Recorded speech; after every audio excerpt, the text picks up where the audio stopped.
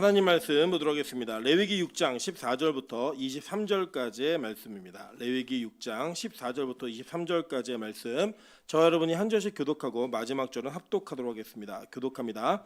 소재의 규례는 이러하니라. 아론의 자손은 그것을 제단 앞 여호와 앞에 들이되 그 소재의 고운 가루 한 움큼과 기름과 소재물 위에 유향을 다 가져다가 기념물로 제단 위에서 불살라 여호와 앞에 향기로운 냄새가 되게 하고, 그 나머지는 아론과 그의 자손이 먹되 누룩은 넣지 말고 거룩한 곳 회막들에서 먹을지니라.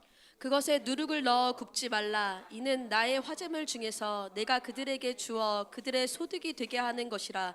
속죄와 속건제 같이 지극히 거룩한즉 아론 자손의 남자는 모두 이를 먹을지니 이는 여호와의 화제물 중에서 대대로 그들의 영원한 소득이 됨이라.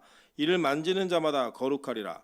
여호와께서 모세에게 말씀하여 이르시되 아론과 그의 자손이 기름 부음을 받은 날에 여호와께 드릴 예물은 이러하니라. 고운 가루 10분의 1 에바를 항상 드리는 소제물로 삼아 그 절반은 아침에 절반은 저녁에 드리되 그것을 기름으로 반죽하여 철판에 굽고 기름에 적셔 썰어서 소재로 여호와께 드려 향기로운 냄새가 되게 하라. 이 소제는 아론의 자손 중 기름 부음을 받고 그를 이어 제사장 된 자가 드릴 것이요 영원한 규례로 여호와께 온전히 불사를 것이니 제사장의 모든 소재물은 온전히 불사르고 먹지 말지니라. 아멘. 우리 주변에 있는 분들에게 이렇게 한번 인사드리도록 하겠습니다. 당신이 내 앞에 앉은 게 최근에 있던 최고의 감격입니다. 네, 우리 앞뒤로도 인사하겠습니다. 당신의 얼굴을 볼 때마다 감격입니다. 네, 우리 빛가서공교회가 꼭 그런 교회 되었으면 좋겠습니다. 만남의 감격과 기쁨이 있는 교회가 되어서 성도를 만나는 것 자체가 은혜가 되고 그것이 은혜의 출발이 되어지는 진짜 좋은 교회 되시기를 주님의 이름으로 축원합니다. 네, 오늘은 레위기 강의 11번째 시간입니다. 6장 14절부터 23절까지의 말씀을 가지고 온전한 불사름이라는 제목으로 하나님 말씀 증거하도록 하겠습니다. 지금 우리는 이 레위기에 나타난 제사에 대한 것들을 배우고 있습니다. 그런데 사실 여러분이 아시다시피 이 제사는 구약 시대에 드리던 제사이고 지금 우리는 드리지 않고 있는 제사입니다. 더군다나 우리 1장부터 5장까지는 백성들 전체에게 이야기했던 제사의 규례들이 기록되어 있었고 6장부터는 뭐가 기록되어 있었죠?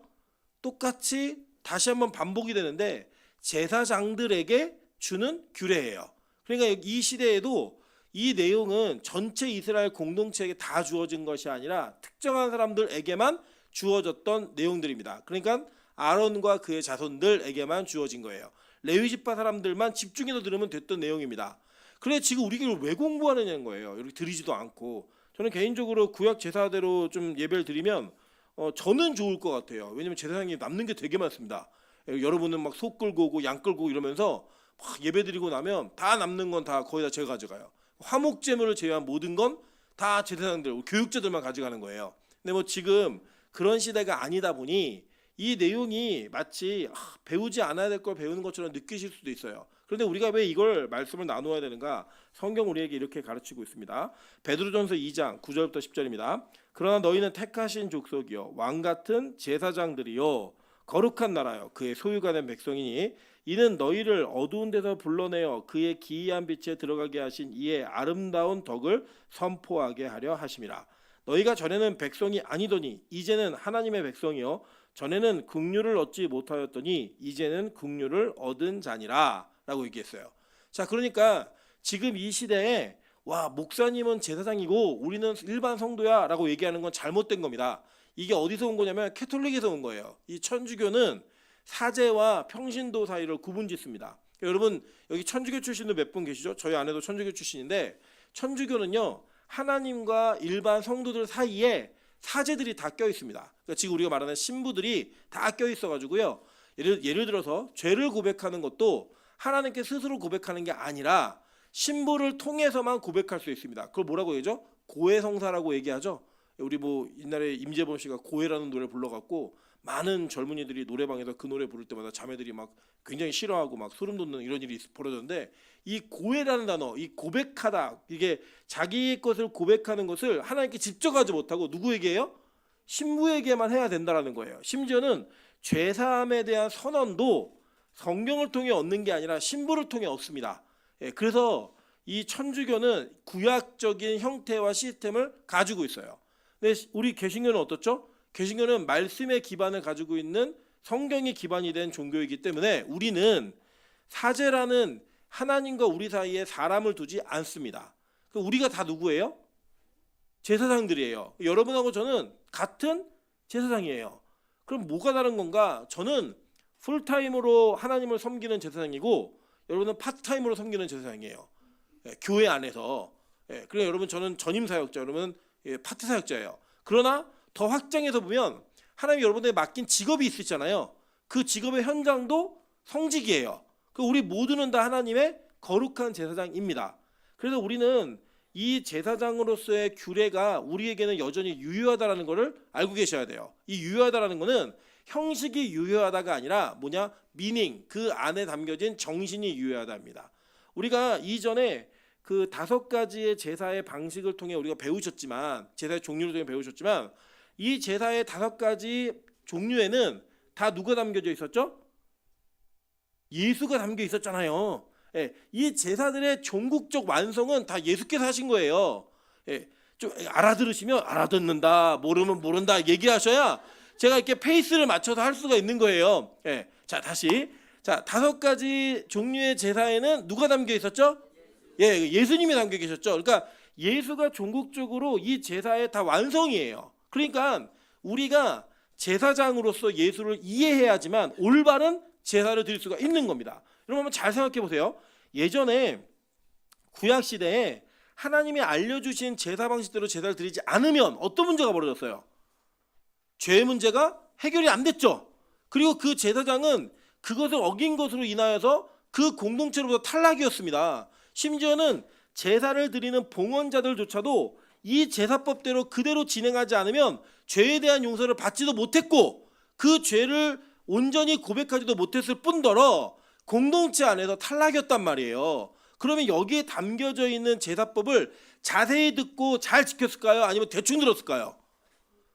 잘 지켰겠죠. 당연한 거죠, 그거는. 그렇다면 그 미닝이 지금까지 전달이 되고 있다면 우리가 예수를 어떻게 예배해야 하고 예수님을 어떻게 받아들여야 되는가는 이 말씀을 통해서 우리가 올바른 예배를 드릴 수 있느냐 없느냐가 결정되는 거예요. 너무 중요한 거예요. 여러분 잘 보시면 가인과 아벨은 같이 예배를 드렸습니다. 그런데 예배를 드리는 장소에서 한 사람은 의인이 되었고 한 사람은 악인이 되었어요. 그러니까 예배를 드리는 장소에서 결정됐다고요. 그게 예배를 드리느냐 안 드리냐의 문제가 아니라 올바른 예배를 드리는 자와 올바르지 못한 예배를 드리는 자의 차이가 한 사람은 구원받는 자가 되어서 예수의 모형으로 사용받았고 한 사람은 인류 최초의 친족살인과 살인이라는 죄를 지음으로 말미암아 하나님을 대적하는 자들의 표상이 되었다고요. 여러분 저는 그래도 우리 빛가서공교회가 올바른 예배를 드리는 교회가 되길 소망합니다. 이 제사는 어떤 의미가 있냐 너무 중요한 건데 아까 우리 베드로전서 2장 10절에 보면 마지막 부분에 이렇게 얘기해요. 이제는 하나님의 백성이요 전에는 긍휼을 얻지 못하였더니 이제는 뭘 얻은 자래요? 긍휼을 얻은 자래요. 그럼 제사장이 얻은 긍휼은 뭐예요? 제사장이 얻은 긍휼은 뭐예요? 죄의 문제가 해결된 거잖아요. 그죠? 이게 너무나 중요한 거라는 거예요. 실제로요. 여러분 제사를 드리면 그 드린 것 때문에 죄의 문제가 기계적으로 해결되는 게 아니었습니다. 볼까요? 요엘서 2장 13절부터 14절입니다. 너희는 옷을 찢지 말고 마음을 찢고 너희 하나님 여호와께로 돌아올지어다. 그는 은혜로우시며 자비로우시며 노하기를 더디하시며 인애가 크시다 뜻을 돌이켜 재앙을 내리지 아니하시나니 주께서 혹시 마음과 뜻을 돌이키시고 그 뒤에 복을 내리사 너희의 하나님 여호와께 소제와 전제를 드리게 하지 아니하실런지 누가 알겠느냐라고 얘기했어요. 여기 보면은 하나님께서 우리를 재앙을 내리겠다라는 뜻을 돌이켜야지만 예배를 받으신다는 거죠. 그죠? 그러니까 예배를 드리면 돌이키신다가 아니에요.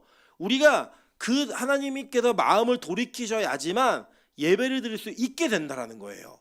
그러니까 이 예배는 얼마나 중요한 거냐면 하나님이 우리에게 혹시 마음과 뜻을 돌이키시지 않았는가라는 긍휼을 구하는 그러한 마음으로 예배를 드리니까 얼마나 이 긴장감과 얼마나 이 긴박한 마음으로 예배를 드리겠어요. 그 당시에. 근데 우리는 지금 예배를 어떻게 드리죠? 나 편한 대로 뭐 당연히 뭐 예배 가면은 고마워해 줄 거야라고 하는 사람들의 모임으로 드리고 있단 말이에요. 그러면 안 됩니다. 예배는 누구에게 드리는 거예요? 하나님께 드리는 것이고, 그 하나님께 드리는 예배의 모습 속에 우리는 야, 오늘 하나님이 나에게 은혜를 주셔서 내가 예배 자리에 올 수 있었구나. 나는 원래 예배 드릴 자격도 없는 사람이고 예배를 드리기도 싫어하는 사람인데 예배를 드릴 수 있는 마음을 주셨구나. 이거 얼마나 중요한 건데요. 저 오늘도 제가 너무 고맙고 감사한 거는 우리 지난주에 우리 은조가 오기로 해놓고 빵꾸를 해서 노쇼를 했습니다. 노쇼를 해가지고 우리 전도사님이 일주일 동안 엄청 기도를 하셨어요. 그리고 오늘은 제가 얘기한 게 목사님 너무 죄송한데 제가 예배 시간의 중간에 은조를 데리려고 하겠습니다. 그래서 갔다 오라 그랬어요. 갔는데 은조가 오늘도 전화를 안 받고 노쇼를 낸 거예요. 그럴 때 다시 전화가 왔고 목사님 최한진 있으면 전화번호 좀 알려달라고. 오늘 왔어요, 은조? 그럼 왔어요 오늘. 이게 은혜예요, 여러분. 이게 뭐냐면 하나님이 은조라는 아이가 예배자로 은조라는 아이를 예배자로 세우기로 택정하셔갖고 이승지 전사를 우리에게 보내신 거예요. 가가지고 자는 애를 끌고 나올 정도로. 우리 최현지 쌤도 원래 못 오실 뻔했는데 그 전화를 받고 오신 것 같아요. 하나님이 은혜를 주신 게 뭐냐면 내가 원해서 드리는 게 아니라 하나님 나를 택하셔서 예배를 드리는 긍휼의 은혜를 주신다는 거예요. 이 예배의 방식과 예배법 안에 담겨져 있는 은혜는 우리에게 너무나 중요합니다. 왜냐하면 우리가 긍휼을 얻었다는 증거예요. 한번 볼까요? 로마서 9장 15절부터 18절입니다. 모세에게 이르시되 내가 긍휼히 여길 자를 긍휼히 여기고 불쌍히 여길 자를 불쌍히 여기리라 하셨으니 그런즉 원하는 자로 말미암음도 아니요 다른 박질하는 자로 말미암음도 아니요 오직 긍휼히 여기시는 하나님으로 말미암음이니라. 성경이 바로에게 이르시되 내가 이 일을 위하여 너를 세웠으니 곧 너로 말미암아 내 능력을 보이고 내 이름이 온 땅에 전파되게 하려 함이라 하셨으니 그런즉 하나님께서 하고자 하시는 자를 긍휼히 여기시고 하고자 하시는 자를 완악하게 하시느니라 라고 얘기했어요. 여러분, 저는 이 말씀을 들을 때마다 너무나 다행이라고 생각하는 건 뭐냐면 그래도 아직 우리가 예배드리고 싶다라는 마음이 있다라는 거예요. 뭐 끌려왔건 스스로 왔건 어떻게 왔든 간에 예배를 드리고 싶은 마음이 생겼다라는 거, 이게 은혜라는 거예요. 제가 이 2025년도에 마음 가운데 되게 소소한 기쁨 하나가 뭐냐면 우리 박창원 이면지 자매의 가정이 열심히 예배를 드리기 시작했다는 거예요. 저는 개인적으로 제 마음에 아기를 갖고 싶어서 열심히 예배를 드리나? 그리고 물어봤어요. 아기 갖고 싶어 예배 드리는데 아니래요. 그냥 2025년도부터는 신앙생활을 제대로 해야겠다라는 부인의 결단이 있어서 남편이 끌려 나온 거예요. 그래서 창원이한테 그래서 야, 너 장가 진짜 잘 갔다.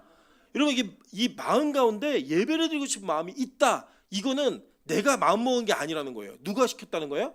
하나님이 마음을 주신다는 거예요. 여러분, 그 마음이 우리 안에 쑥 들어오면 그 마음으로 인하여 우리가 예배하는 그 예배의 걸음을 옮기게 되는 긍휼을 입은 자가 된다라는 것입니다. 저는 오늘 여러분 모두가 하나님의 택한 왕 같은 제사장들이요 더군다나 긍휼을 입은 자가 되어서 하나님께 예배하는 은혜가 있기를 소망합니다. 자, 그리고 마지막에 우리 히브리서 10장 1절 다 같이 한번 읽어보실게요. 자, 시작. 율법은 장차 올 좋은 일의 그림자일 뿐이요 참 형상이 아니므로 해마다 늘 드리는 같은 제사로는 나아오는 자들을 언제나 온전하게 할 수 없느니라. 자, 이걸 보시면 뭘 우리가 알 수 있냐면 이런 거예요. 율법은, 즉 우리가 배우고 있는 레위기는 장차 올 일의 그림자뿐이라는 거예요. 장차 올 일, 좋은 올 일의 그림자뿐인 거예요. 그림자. 그 뭐냐면 장차 올 좋은 일은 뭐예요? 예수님이에요. 복음이 예수잖아요. 좋은 소식이 예수님인데 그 예수님의 그림자가 구약이라는 거예요. 그러니까 구약을 알고 있는 자들에게는 구약을 근거로 하여 신약의 예수를 고백하는 은혜가 있었어요. 그러니까 그들은 성경적인 예수를 믿은 거예요. 여러분 잘 한번 생각해 보세요. 구약을 잘 알고 있었던 그룹이 대제사장들과 바리새인들이에요. 근데 그들은 긍휼이 임하지 않으니까 오신 예수를 못 알아봤어요. 다 지옥 갔습니다. 정확히 말씀드릴게요. 그냥 다 지옥 갔어요. 반면에 구약을 제대로 알았던 제자들은 그 구약을 근거로 하여 예수가 메시아인 걸 고백하고 믿었어요. 그래서 그들은 이 세상 사람들이 이해하지 못하는 길을 갔고 그들은 세상 사람들이 받아들이지 못할 길을 갔다고요. 그리고 뭐 됐는 줄 아세요? 구원받았어요. 여러분, 이게 얼마나 중요한 사실이냐면 우리는 구약을 알아도 제대로 알지 못하면 예수를 못 받아들인다는 거예요. 그리고 구약을 알 때 제대로 알아야지만 진짜 예수를 받아들일 수 있다라는 거예요. 그런데 구약을 모르고 예수를 믿는다고 얘기한다? 다 거짓말인 거예요. 무슨 거짓말이냐? 모르는데 믿는다고 말하는 거예요. 여러분, 그러니까 구약을 모르는 채로 예수를 믿는다고 고백하면 어떤 수준의 예수를 믿냐면 그냥 우리 조선시대부터 내려오던 그냥 그 샤머니즘 신앙, 비나이다 비나이다 천지십년께 비나이다, 그렇게 빌어서 나의 소원과 뜻을 이루는 수준의 예수를 믿을 수밖에 없습니다. 성경은요, 그런 예수는 메시아가 아니라고 얘기해요. 진짜 메시아는 뭘 근거로 해야 된다? 구약을 근거로 믿어야 된다는 거예요. 이 구약에 나타난 제사법을 통하여 우리는 예수가 어떤 분이신지를 정확히 알고 믿음으로 고백할 수 있는 은혜가 우리 안에 주어진다는 거예요. 그래서 결국은 이 제사를 공부하는 건 제사 자체를 공부하는 게 아닙니다. 뭘 공부하는 거예요? 예수를 배우는 시간이라는 거예요. 이 예수에 대한 배움이 여러분의 믿음을 구체화시키고 이 여러분의 믿음을 명확하게 만드는 은혜의 통로가 될 거라는 겁니다. 여러분 잘 보세요. 그래서 뭐라고 얘기하냐? 로마서 12장 1절부터 2절 한번 보도록 하겠습니다. 그러므로 형제들아, 내가 하나님의 모든 자비하심으로 너희를 권하노니 너희 몸을 하나님이 기뻐하시는 거룩한 산 제물로 드리라. 이는 너희가 드릴 영적 예배니라. 너희는 이 세대를 본받지 말고 오직 마음을 새롭게 함으로 변화를 받아 하나님의 선하시고 기뻐하시고 온전하신 뜻이 무엇인지 분별하도록 하라 라고 얘기했어요. 자, 그러니까 바울은 제사가 끝났다고 얘기해요? 아니면 제사가 새로운 방법으로 바뀌었다고 얘기하는 거예요? 네? 새로운 방법으로 바뀌었다고 얘기하는 거죠? 그죠? 그러니까 우리는 구약적인 관점에서의 제사의 미닝은 그대로 전수되어 오지만 그 미닝을 표현하는 방식이 바뀌어진 거예요. 그게 뭐예요? 지금 이 예배를 드리는 거예요. 그리고 그 예배 가운데 여러분을 자신을 뭘로 드리래요? 거룩한 산 제물로 드리라는 거예요. 제물이 뭔지 알아야 될 거 아니에요. 그 제물이 바로 우리가 소개하고 있는 이 제사법 안에 담겨져 있는 내용이 있다는 거예요. 저는 우리 빛가소금교회가 맹목적인 신앙을 고백하는 교회가 되지 않기를 바랍니다. 여러분이 예수라는 단어를 부르고 이게 얘기할 때 그 단어 속에 있는 의미가 전달되어지면 진짜 감격이 있고 눈물이 있는 그런 감동이 있었으면 좋겠어요. 제가 어제도 사실은 개인적으로 혼자 설교 준비를 하다가 너무 많이 울었어요. 울은 게 뭐냐면 그 예수라고 하는 그 단어를 제가 감히 부를 수 있고 감히 전할 수 있다는 감격이 너무 기뻤어요. 진짜 말씀을 볼 때마다. 저는 오늘 그런 은혜가 우리에게 동일하게 있기를 소망합니다. 자, 그런 차원에서 오늘 이 레위기 6장 14절부터 23절은 소제에 관련한 제사장들의 규례를 얘기하고 있는 것을 보게 됩니다. 자, 우리 소제는 이미 배우셨지만 한 번 더 우리 복습을 할게요. 자, 우리 이 사진 기억나시죠? 자, 오늘 교회 프린터 사정이 좋지 않아서 다 흑백입니다. 근데 앞에 보시면 컬러가 보이시죠? 자, 여기 보면은 소제를 드릴 때에 고운 가루를 만들라고 얘기했죠? 그리고 그 고운 가루 한 움큼을 하나님께 드리는 거였어요. 그죠? 나머지는 제사장들이 먹었고 이 고운 가루 한 움큼을 드릴 때 저 한 움큼 안에는 기름과 유향과 또 뭐가 들어갔을까요? 에? 왜? 여러분 지금도 드시는 거예요 이거. 물, 땡. 지금도 드시는 거예요. 집에서 오늘도 드셨어요. 밥. 이스라엘 사람들이 밥을 먹었어요. 할렐루야. 에? 빵, 땡. 지금 저 하얀 가루가 밀가루예요. 예, 거기 밀가루에다가 뭘 넣었을까요? 그렇죠, 소금. 영원한 소금 언약이 있었잖아요. 소금을 넣는데 이 소금에 대한 규례는 여기 안 나와요. 예, 안 나오고 여기 안에는 뭐만 나오냐면 기름, 유향, 고운 가루 요거를 얘기하고 있어요. 자, 이 고운 가루가 뭔가, 이거 히브리어로 이 고운 가루는 솔레트라고 말하는데 그냥 아주 부드러운 밀가루예요. 여러분 가루가 곱게 갈아지면 만지면 부들부들 하잖아요. 그런 밀가루를 만들어 갖고 예배를 드리라는 거예요. 그래서 이 예배를 드릴 때는 이 고운 가루를 빻는 뭐가 있어야 돼요? 정성이 있어야 되는 거예요. 정성이. 여러분 옛날에 저희 어머니가, 저도 기억이 나는데 그 어렸을 적에 가정 일을 돕게 할 때 마늘을 빻라고 얘기하신 적이 있어요. 마늘 옛날에 요만한 집안에 그 요만한 절구 같은 그 마늘 빻는 통이 있어갖고 거기 지금은 이제 이게 가는 걸로 갈지만 그때는 여기 넣으면은 요만한 방망이로다 이걸 이렇게 때려요. 그럼 처음에는 마늘이 막 밖으로 튀어나가요 막. 그리고 그걸 다시 잡아다 놓고 막 빻아가지고 언제까지 빠냐면 이렇게 보고 잘 빠질 때까지 빠는 거예요. 그냥 그게 김장할 때는 더 곱게 갈죠 마늘을. 이게 빠는 것처럼 이 사람들이 예배를 드리려고 할 때 야 우리 소제 드리자. 그럼 뭐 하는 거예요? 그때부터 식구들이 모여가지고 막 빻는 거예요. 언제까지요? 고운 가루가 될 때까지.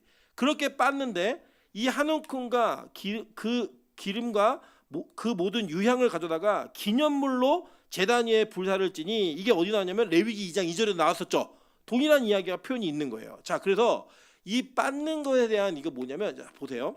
식물이 생명이 있어요, 없어요? 있죠. 그죠? 이 생명이 있는 것이 빠진다는 건 뭐예요? 죽는 거예요.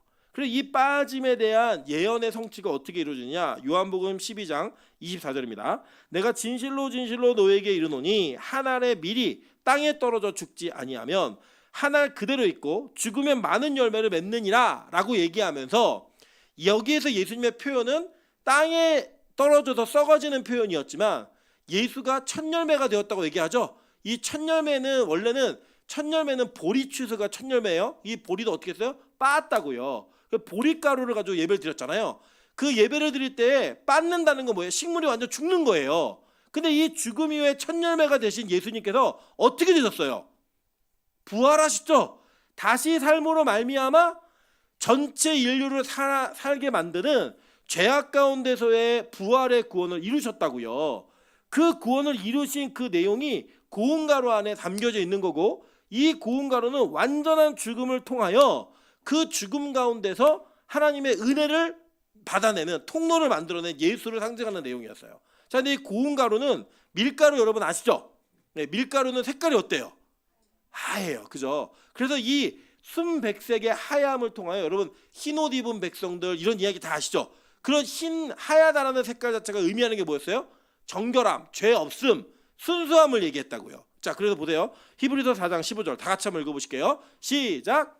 우리에게 있는 대제사장은 우리의 연약함을 동정하지 못하시리가 아니요 모든 일에 우리와 똑같이 시험을 받으신 이로되 죄는 없으시니라. 자, 뭐가 없다고요? 죄는 없는 분이라는 거예요. 여러분 가끔 우리가 어떤 사람을 잘 이해 못할 때가 있어요. 제가 보면 누가 그러냐면, 이 운동 경기를 보시면 운동 선수들이 되게 스타 플레이어들이 나중에 감독이 되잖아요. 그거 보면 제가 감독을 스타 플레이어 중에 잘하는 사람이 드물어요. 여러분이 알고 있는 그 세계 최고의 축구 명 감독 중에 하나가 무리뉴라는 사람이 있습니다. 근데 무리뉴는 뭐 선수 생활이 그렇게 화려하지 않았어요. 화려하지 않았고 뭐였냐면 선수 피지컬 트레이너를 하다가 공부해갖고 감독이 되었는데 되게 명장이 되었어요. 근데 왜 그런 차이가 일어나냐면 이런 거예요. 여러분 아시는 우리나라에 잠깐 감독을 했던 클린스만 아시죠? 이 사람 여러분 진짜 스타 플레이어입니다. 우리 기억하시겠지만 우리 미국 월드컵 때 이 클린스만이 골을 다 넣어갖고 우리 독일한테 졌던 기억이 있는 그런 있어요. 근데 그 골 넣는 거 보시면 명장면이에요, 명장면. 근데 이 사람은 왜 명장이 못 됐냐 이런 거예요. 스타 플레이어는요 사람들이 못하는 걸 이해를 못해요. 네. 예를 들면 허재는 그냥 슛 쏘면 다 들어가요. 마이클 조던은 슛 쏘면 다 들어가는데 우리는 잘 들어가요, 안 들어가요? 안 들어가요. 우리는 안 들어가니까 이 안 들어가는 것을 통해서 뭔가 어떻게 하면 잘 넣을 수 있지? 이거를 아니까 그 다음이 보이는 거예요. 제 개인적으로 좀 간증하자면 저는 제가 제일 잘하는 운동이 스노우보드예요. 근데 결혼하고 나서 한 번도 못 탔어요. 맨날 타야지 맨날 작정을 하는데 한 번도 못 가는데, 이 스노우보드를 제가 어떻게 배웠냐면 29살에 처음으로 교회에서 교육자수련을 갔는데 스키장을 가게 된 거예요. 근데 다른 교육자들은 다 탈 줄 아는데 저만 아무것도 못 하니까 저기 너무 속상해가지고 제가 밤샘권을 끊어가지고 혼자서 그 스키를 탔습니다. 보드를 타는데 또 남자라고 제가 또 호기를 부린다고 이 엉덩이 보드 이런 거 하나도 안 차고 그냥 이걸 탄 거예요. 그래서 정말 거짓말이 아니라 100번은 넘어진 것 같아요. 그 넘어질 때마다 제가 뭘 했냐면 지나가는 사람을 붙들고 한 번만 가르쳐 달라고. 그래서 제가 이제 예쁜 여자나 이랬으면 잘 가르쳐 줬을 거예요. 근데 남자니까 제가 잡으면 도망가고 뭐 잡으면은 이게 어쩔 수 없이 한 번 가르치고 막 가요. 근데 그걸 밤새도록 타가지고요. 이게 새벽 4시가 됐을 때 활강의 완성을 이루었어요. 완성을 이루었는데 어느 정도로 엉덩이가 넘어졌냐면, 왜 집에 들어와서 이제 숙소에 들어와 잠을 자는데 엎드려 자는 거예요. 엉덩이가 너무 아프니까. 근데 사람이 뒤척이다 보면 이렇게 눕잖아요. 누우면 정말 강시처럼 벌떡 일어나게 됩니다. 그러면 벌떡 일어나요. 자다가도 너무 아파갖고. 근데 저는 이제 어떤 장점이 있냐면, 저는 그래서 제가 스키를 타러 가서 스노우보드를 가르치면 저는 스키장의 예수님입니다. 앉으면 다 일으켜요. 왜 그러냐? 제가 100번을 넘어지면서 배웠던 기억이 있으니까 이 사람이 뭐가 안 되는지가 보이는 거예요. 어디에 힘을 주고 있는지가 보이는 거예요. 그래서 저는 진짜 잘 가르칩니다. 왜 잘 가르치면 제가 넘어져 본 사람이기 때문에. 근데 이런 애들 있거든요. 진짜 거짓말. 제가 가르쳤던 애 중에 어떤 애가 있었냐면 2번을 가르쳤는데 활강을 해요. 네, 2번을 가르쳤는데 활강을 하더라고요. 이게 무거워리 막 해요 그냥. 걔는요 절대 다른 사람 못 가르쳐요. 이해를 못하는 거예요. 다른 사람이 왜 넘어지는지 이해를 못해요. 예수님이요 이 땅에 왜 인간으로 오셨냐면 인간의 삶을 사시면서 피곤함, 배고픔, 졸려움 다 경험하셨어요. 심지어는 모든 유혹을 다 경험하시면서 그 가운데서 우리가 이기지 못하는 것들을 다 이겨내심으로 말미암아 죄 없는 자가 되어서 죄 있는 자들의 죄를 감당하시는데 우리 이해 못하시는 분이 아닌 거예요. 여러분이 왜 예배드리기 싫은지 하나님은 아세요. 여러분이 왜 헌금하기 싫은지 하나님은 아신다고요. 여러분이 왜 더 자고 싶고 여러분이 왜 더 놀고 싶고 왜 하나님과 거리를 두고 싶어 하는지 그분은 다 아세요. 근데 그걸 이해하시면서 우리를 중보하시는 분이라는 거예요. 얼마나 감사해요 이게. 저 지난번에 그러더라고. 우리 미남일 전사님이 맨날 설교할 때마다 자기 예배들이 너무 싫다고 너무 싫다 막 얘기를 해요. 근데 그 얘기를 할 때마다 우리 교회 교인들이 너무 위로를 받는다는 거예요. 너무 위로를. 왜요? 민조은사는 안 그럴 것 같았는데 민조은사는 예배를 좋아하는 사람 같았는데 그 사람이 못 드리겠다고 얘기하니까 그게 그렇게 위로가 되는 거예요. 그게 우리 하나님이시라고요.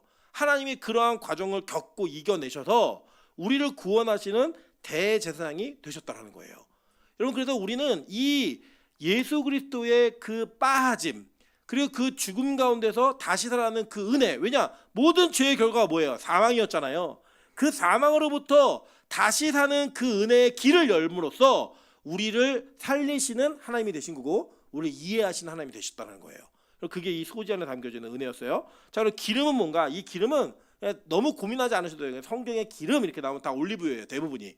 감람유, 올리브 똑같은 말입니다. 이 올리브 엑스트라 버진이에요. 이 올리브유가 어떤 의미를 가지고 있는지 한번 보도록 할게요. 마태복음 26장 6절부터 7절 그리고 12절부터 13절 한번 보겠습니다.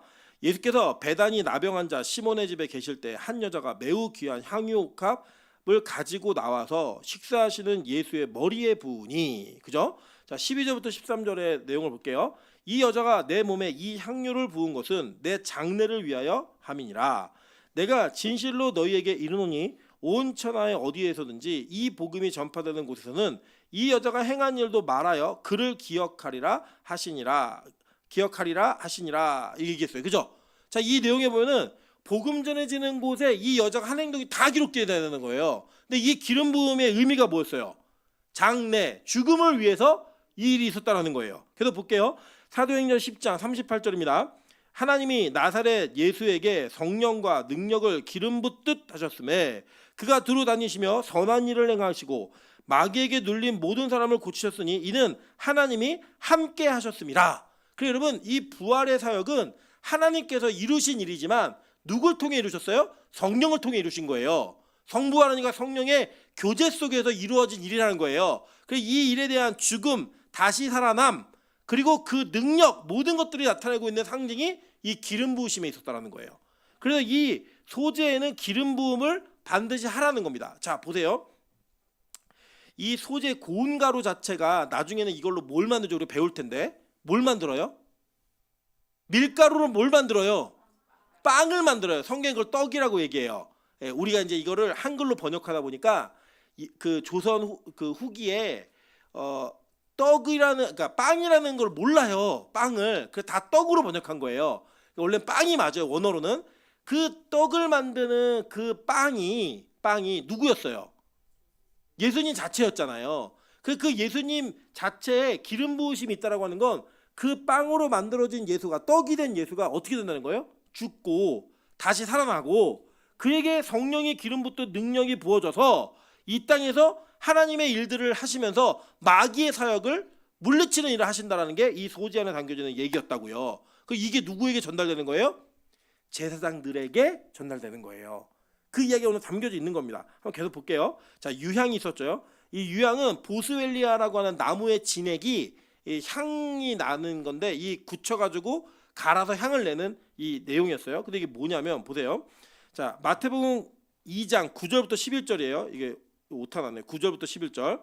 자, 다 같이 읽어보겠습니다. 시작. 박사들이 왕의 말을 듣고 갈새 동방에서 보던 그 별이 문득 앞서 인도하여 가다가 아기 있는 곳 위에 머물러 서 있는지라. 그들이 별을 보고 매우 크게 기뻐하더라. 집에 들어가 아기와 그의 어머니 마리아가 함께 있는 것을 보고 엎드려 아기께 경배하고 보배압을 열어 황금과 유향과 모략을 예물로 드리니라. 자, 이 유향에 대한 이야기가 누구의 상징이었어요? 예수에 대한 상징이었다고요. 그러니까 이것이 다 담겨져 있는 것을 통하여 신약의 백성들은 구약의 소재에 담겨졌던 제사법 속에 누가 있다? 예수가 있다는 걸 안 거예요. 그래서 이 제사에 대한 완성이 있었던 거죠. 자, 그런데 우리 예전에 2장 배울 때 배우신 거예요. 이 소재는 혼자도 드릴 수 있었지만 대부분 어떤 제사와 같이 드렸죠? 번제하고 같이 드렸죠. 예, 번제나 화목제를 같이 드렸단 말이에요. 그리고 그렇게 같이 드릴 때에는 반드시 이 소재에 포함되어야 되는 제사의 제사물이 있었어요. 그게 뭐였어요? 간지에 보시면 답이 다 있습니다. 뭐예요? 포도주예요. 포도주. 자, 포도주는 뭘 상징하는 거였어요? 예수의 피를 상징했죠. 자, 보세요. 민수기 15장 8절부터 10절이에요. 번제로나 서원을 갚는 제사로나 화목제로 수송아지를 예비하여 여호와께 드릴 때에는 소재로 고운 가루 10분의 3 에바에 기름 반흰을 섞어 그 수송아지와 함께 드리고 전제로 포도주 반흰이 1.85리터예요. 그러니까 우리 먹는 물병 그만큼 분다고 생각하시면 돼요. 그러니까 양이 적지 않죠. 이 양을 다 갖다 부라는 거예요. 드려서 여호와 앞에 향기로운 화제로 삼을지니라라고 얘기했어요. 출애굽기 29장 40절부터 41절 볼게요. 한 어린 양의 고운 밀가루 10분의 1 에바와 찌은 기름 4분의 1 흰을 더하고 또 전제로 포도주 4분의 1 흰을 더할지며 이 4분의 1 흰은 어느 정도냐면 약 910ml, 반 정도 되는 숫자예요. 그 정도를 드리라는 거예요. 더할지며 한 어린 양은 저녁 때에 드리되 아침에 한 것처럼 소제와 전제를 그것과 함께 드려 향기로운 냄새가 되게 하여 여호와께 화제로 삼을지니. 자, 그래서 여기도 지금 소제가 아까 나중에도 배우겠지만 지금 대운 내용이 뭐냐면 소제를 드리는 규례가 하나 있고요. 또 하나는 20절에 보면 아론과 그의 자손이 기름 부음을 받은 날에 제사장 위임식이 있을 때 아침과 저녁에 절반을 드리라고 얘기했어요. 그죠? 그리고 뒤에 보시면 그 내용이 뭐냐면 자, 아침에 일어나서 우리가 아침을 예배를 드리고 저녁에 자기 전에 저녁에 예배를 드리면 하루 전체 앞뒤를 뭘로 막은 거예요? 예배로. 그러니까 전체가 다 예배 가운데 있다는 거예요. 이해되시죠? 무슨 말인지. 그렇게 하듯이 전체의 삶을 다 드리는 형태로 드리라는 거예요. 그래서 아침 소제와 저녁 소제가 나눠져 있었고 이거를 성경에서 상번제라고 번역을 했었죠. 기억나시죠? 기억이 나시는 것처럼 이렇게 하셔도 괜찮아요. 어차피 또 배울 거니까. 자, 그래서 이렇게 이 소제를 드릴 때는 밀가루 뭐 다 드렸는데 자 보세요. 다른 짐승의 제사에는 뭐가 항상 있었어요? 자, 짐승을 잡았다. 그러면 이제 뭐가 튀는 거예요? 피가 튀잖아요, 무조건. 그죠? 닭을 잡아도 튀고 뭘 잡아도 다 튀어요, 피는. 자, 그런데 이 소제는 곡식으로 드리는 제사였죠. 그러니까 피가 튀어요, 안 튀어요? 안 튀잖아요. 그러니까 피 대신에 뭘 사용하는 거예요? 포도주를 사용했던 거예요. 자, 그래서 이 소제에 드리고 있는 포도주는 예수의 피를 상징하는 그 내용이었던 겁니다. 자, 그러면서 이 소제물로 나온 그 가루를 가지고 뭘 만들려고 그러냐면 빵을 만드는데 어떤 빵을 만들어야 되냐면 무교병을 만들라고 얘기했어요. 무교병. 자, 이 무교병은 뭐냐면 누룩을 넣지 않은 거예요. 자, 누룩을 넣지 않으면 맛이 어떨까요? 없어요. 예. 그러니까 여러분 예전에 우리 성찬식을 할 때 대부분 카스테라 달달한 거 하시죠. 그거 원래 하면 안 돼요. 이게 구약법으로 따지면 카스테라는 뭐가 들어가요? 누룩도 들어가고, 그죠? 이스트 들어가고 또 뭐 들어가면 설탕도 들어가잖아요. 원래 뭘 넣어야 돼요? 소금 넣고, 그죠? 거기에 누룩을 넣으면 돼요, 안 돼요? 안 돼요. 그러니까 떡이 어때요? 밀가루 구워 먹는 거. 왜 타코? 타코야끼는 아니고 뭐죠? 이렇게 싸 먹는 거 있잖아요, 뭐. 또띠아, 그죠? 여기 전병은 옛날 분들, 또띠아는 신세대 이렇게 얘기하는 거예요. 그 또띠아 이렇게 감싸는 배 그 겉에 있는 게 그냥 먹으면 맛있다 맛없다. 맛없어요. 거기다 막 고기도 넣고 야채도 넣고 소스도 넣고 이래야 맛있잖아요. 그래서 이 전병 그냥 싸는 거예요. 그냥 싸는 거였고 또띠아 이렇게 겉에 있는 거 그게 그냥 이 무교병이라고 생각하시면 딱 맞아요. 그리고 우리 성찬식 할 때 왜 키트로다가 코로나 때 위에 뜯어갖고 먹는 거 있잖아요. 그게 바로 무교병이에요. 그게. 예. 그런 걸 이제 먹으라는데 왜 누룩을 넣지 말라고 하셨는가 볼게요. 여기 보면은 성경 아까 우리 읽으셨죠? 자 어디냐면 16절이에요. 그 나머지는 아론과 그의 자손이 먹되 누룩을 넣지 말고 거룩한 곳 회막들에서 먹을지니라 라고 얘기했어요. 그러니까 이 누룩을 넣지 않는 것, 누룩은 하메치라는 단어인데 이게 뭘 상징이냐면 게으름, 교만, 변질을 상징했어요. 왜냐? 이런 빵에다가 누룩을 넣으면은 그 누룩을 넣은 빵은 보관을 오래 할 수 있어요, 없어요? 방부제를 넣지 않으면 오래 못 해요. 변질이 된다고요. 그리고 이 반죽한 거에 누룩을 넣으면 이게 발효돼 갖고 이게 부풀어 올라요. 그리고 그걸 구우면 더 부풀어 올라요. 그래서 이 부풀어 오르는 원래보다 더 많이 부풀어 오르는 것을 통하여 그게 교만의 상징으로 여겼던 거예요. 그래서 소제물에는 뭘 넣으면 안 된다? 누룩을 넣지 말라고 얘기했어요. 그럼 무교병은 뭘 상징했냐? 부지런함, 순전함, 진실함 이걸 상징했어요. 보관을 되게 오래 할 수 있어요. 그 또띠아의 껍데기 그것만 넣으면 오랫동안 넣어도 괜찮아요. 예, 그냥 굽기고 데우기만 하면 언제든지 먹을 수 있어요. 자 그렇게 했고 또 이 무교병을 만들려면 부풀어 오르지 않으니까 예를 들어서 100인분을 만든다라고 얘기했으면 이 그 누룩을 넣으면 100인분을 금방 만들겠죠. 근데 누룩을 넣지 않으면 100인분 어떻게 만들어야 돼요? 아이고 이거는 진짜 막 고생해도 양이 얼마 안 돼요. 그죠? 예, 우리 어르신들이 명절 때마다 제일 꼴보기 싫은 사람 누구예요? 전 부치고 있는데 옆에 하나씩 주워 먹는 사람이잖아요. 그죠? 요거 먹고 저거 먹고 자꾸 그건데 없어지고 뭐가 이게 커져야 되는데 안 그래요. 그게 이렇게 그런 것처럼 이건 부지런해야지만 되는 거예요. 그 순전하게 있는 그대로만 얘기해야 돼요. 그 이게 진설병 나오는 그게 이게 무교병이에요. 다 이게 썩지 않는 이런 잘 썩지 않는. 자 그래서 성경에서는 이 누룩 없음을 어떻게 이야기하나 한번 볼게요. 고린도전서 5장 7절부터 8절입니다. 너희는 누룩 없는 자인데 새 덩어리가 되기 위하여 묵은 누룩을 내버리라. 우리의 유월절 양 그리스도께서 희생되셨느니라. 이러므로 우리가 명절을 지키되 묵은 누룩으로 말고 악하고 악의에 찬 누룩으로도 말고 누룩이 없이 오직 순전함과 진실함의 떡으로 하자라고 얘기했어요. 그죠? 자, 우리 예수님이 이것을 통하여 자신을 어떻게 설정하고 우리에게 비유로 이야기하셨고 상징으로 얘기하셨냐면 요한복음 6장 50부터 51절입니다.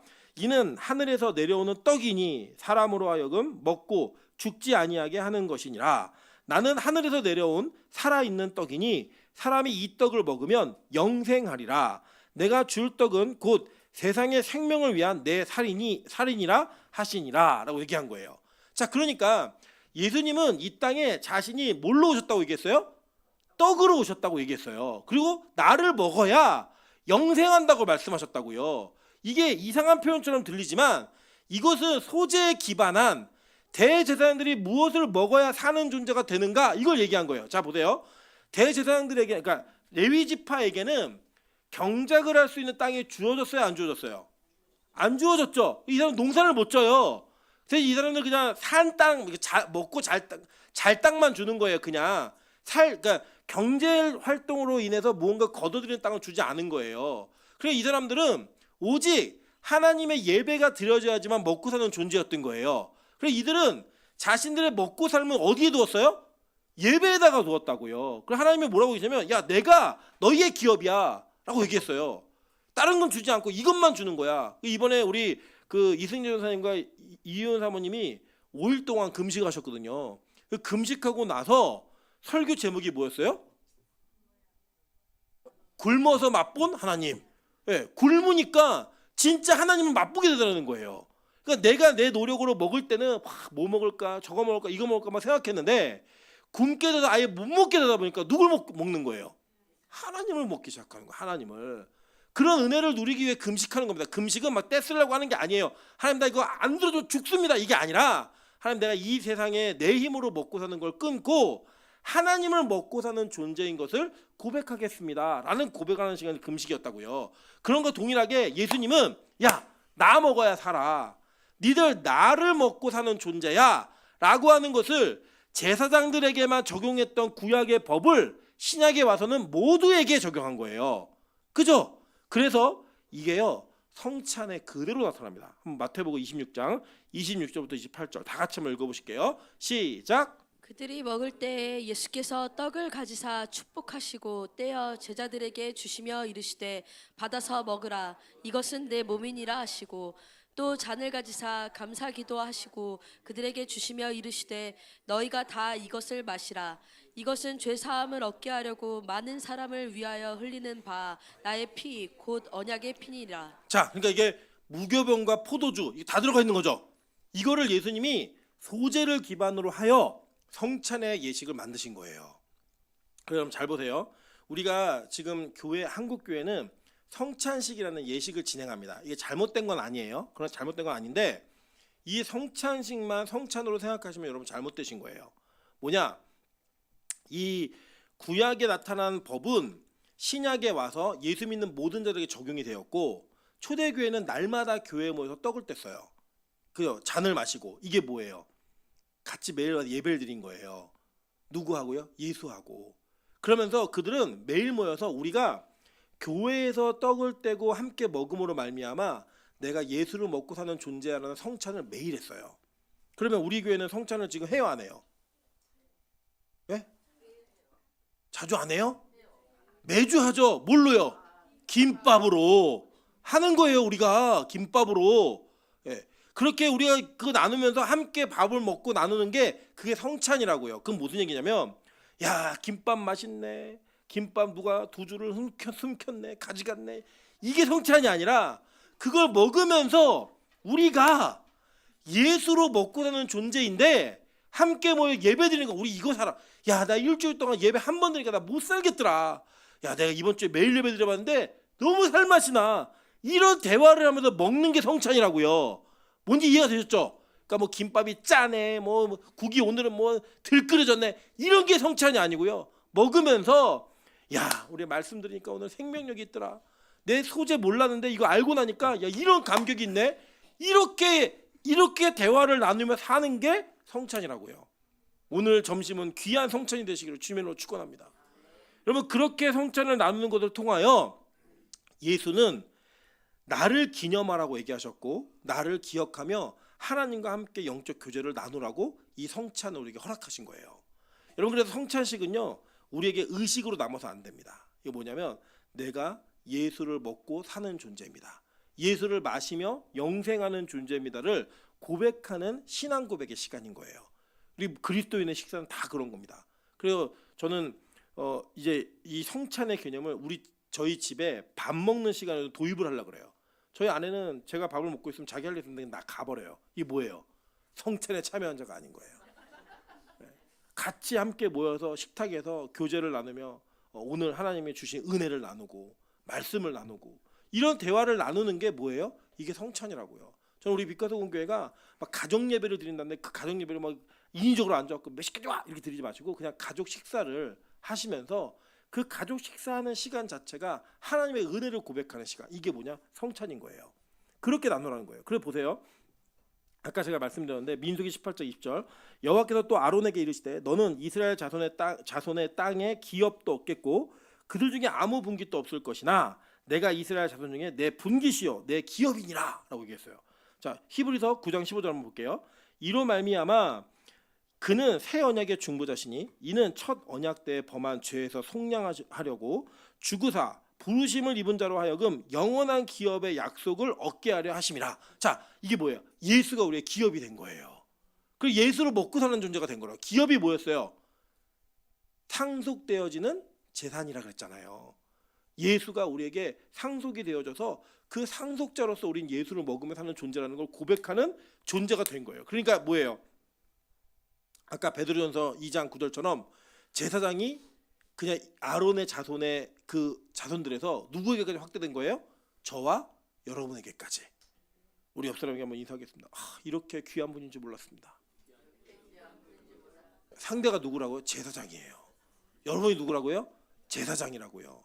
예수로 옷 입은. 우리 지난 시간에 옷 배우셨죠? 예.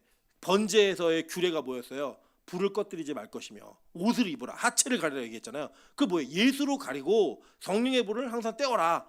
이거와 동일하게 여기에 나타난 게 뭐냐? 우리의 소득. 우리의 기업이 누구다? 예수이고 그 예수를 먹고 사는 존재가 저와 여러분 제사장의 사명임을 얘기했어요. 자, 마지막에 한번 볼게요. 우리 성경 본문에 보시면 자 22절이에요. 이 소제는 아론의 자손 중 기름 부음을 받고 그를 이어 제사장이 된 자가 드릴 것이요 영원한 규례로 여호와께 온전히 불사를 것이니 제사장의 모든 소제물은 온전히 불사르고 먹지 말지니라 라고 얘기했어요. 자, 이게 뭐냐면 이 대제사장의 직분은 세습됐어요. 그래서 아론이 죽고 다음이 누가 됐어요?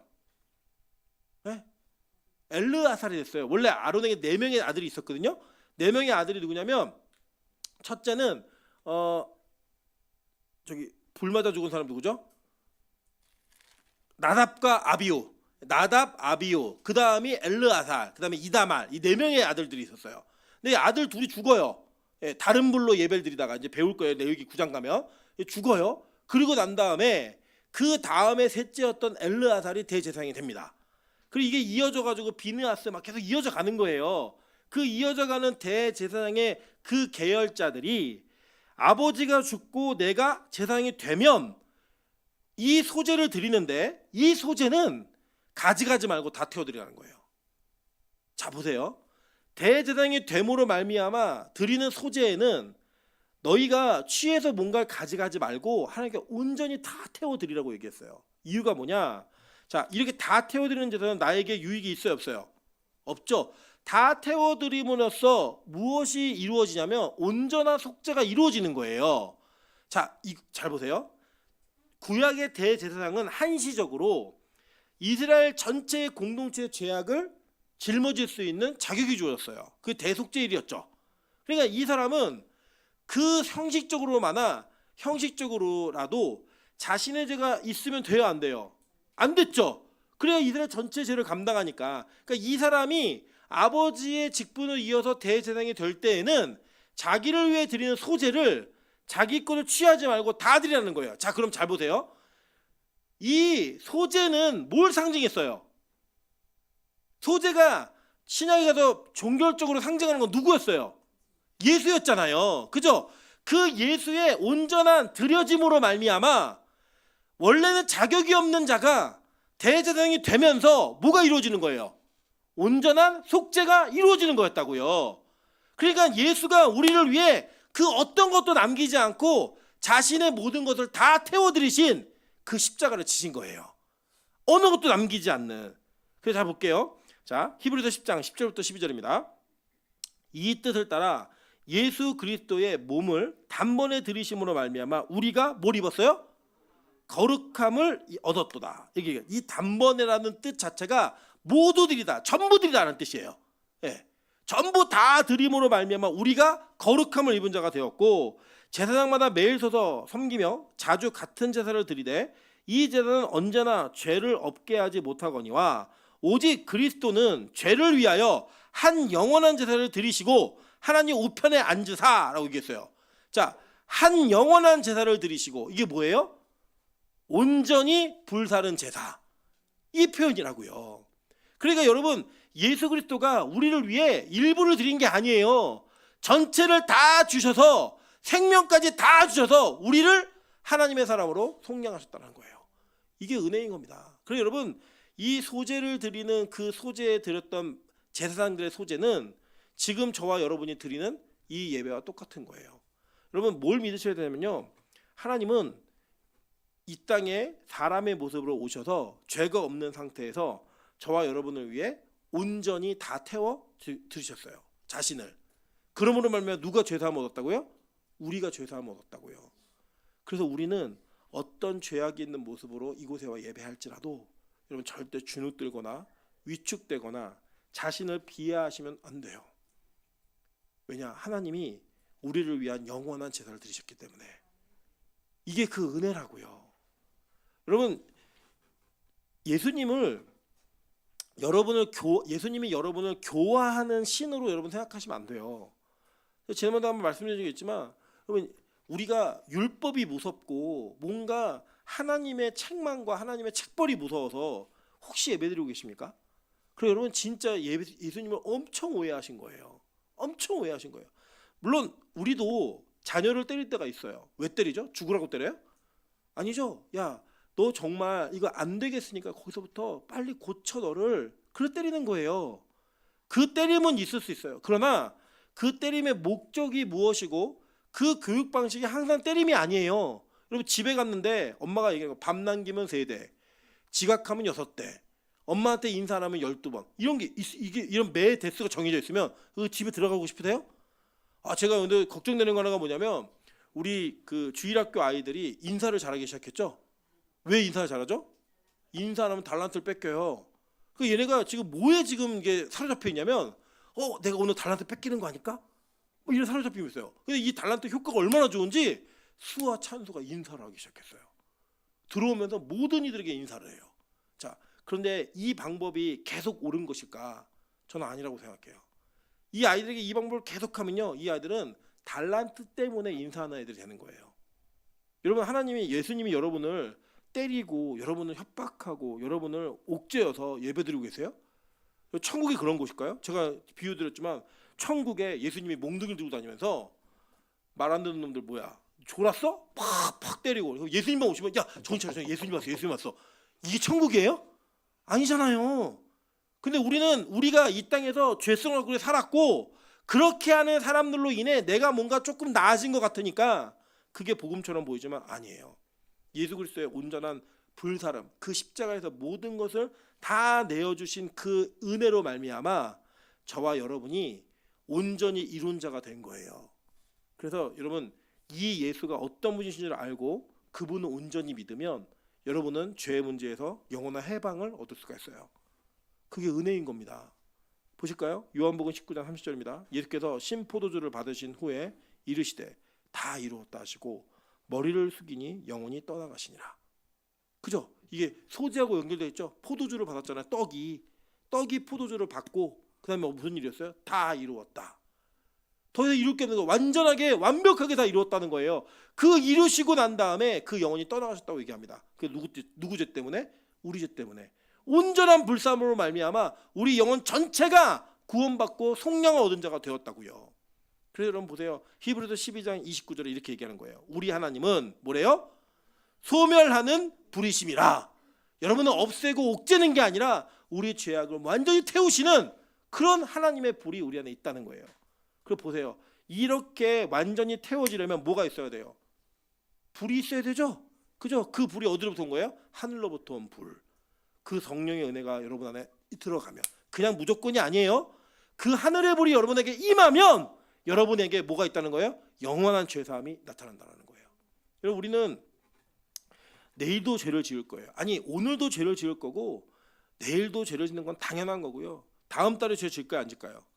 짓겠죠. 내년에도 지을 거예요. 여러분, 죄를 짓는 것이 당연하다고 생각하셔도 괜찮아요. 왜냐? 우리는 그런 존재니까. 그런데 그 당연함과 동시적으로 이루어야 되는 게 뭐냐면 여러분을 위해서 온전한 불사름을 당하신 예수 그리스도를 반드시 기억하셔야 돼요. 그러면 죄 짓는 게 당당해지지 않아요. 죄 짓는 게 그냥 당연하게 죄를 짓지만 당당하지 않아요. 그래서 우리가 얘기했죠. 비고의적인 죄. 그죠? 비고의적인 죄. 그건 뭐예요? 담대하지 않은 거예요. 어떡하지? 또 죄를 지었네. 어떡하지? 또 넘어졌네. 아유, 뭐 어차피 죄 짓는 거니까 그냥 저 마음껏 쳐. 이게 아니라 하나님 어떡하죠? 내가 안 하려고 노력하는데도요, 이 죄로부터 벗어날 수가 없습니다. 나 좀 도와주세요. 이런 마음으로 또 예배 자리에 나오는 거예요. 그러면 그 죄가 용서받는 거예요. 또 실패하고 넘어지잖아요. 걱정하지 마세요. 또 나오는 거예요. 또 일어나는 거예요. 그러면 또 일어나는 그 과정 속에 하나님께서 우리를 조금씩 바꿔 가시기도 하지만 안 바뀔 수도 있어요. 여러분, 제가 장담하건대 여러분 돌아가실 때까지 죄의 문제 다 해결 못하고 돌아가십니다. 죽을 때까지 끊지 못하는 죄가 있을 거예요. 심지어는 그 죽으면서도 지는 죄가 있을 거라고요. 그럼에도 불구하고 여러분을 위해 온전함을 이루신, 온전한 불사름을 나가신 그 예수 그리스도의 은혜가 저와 여러분을 구원의 길로 이끄는 거예요. 그래서 여러분, 뭐 오랜만에 교회 오셔도 괜찮고요. 지각해도 괜찮고 와도 졸아도 괜찮아요. 다만 그게 당당하지만 않으시면 돼요. 그리고 누구를 믿는 거예요? 뭐 교회가 다 그런 데지.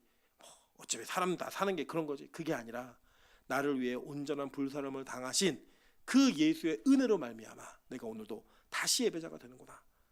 다시 하나님의 사람이 되는구나. 그것을 기억하시면 그 은혜가 구약 시대 때 소제를 드리며 받았던 제사장들의 은혜가 오늘 이 시간 저와 여러분에게 임할 줄로 믿습니다. 그렇게 예배하는 저와 여러분 되시기를 주님의 이름으로 축원합니다. 같이 한번 찬양으로 기도하며 나아가도록 하겠습니다. 우리 주의 도를 버리고, 이 찬양의 후렴구에 보면 성령의 불로 나의 마음을 태워주소서, 성령의 불로 나의 영혼 새롭게 하소서, 온전하게 태워지신 그 예수 그리스도의 은혜가 우리에게 동일하게 임할 수 있게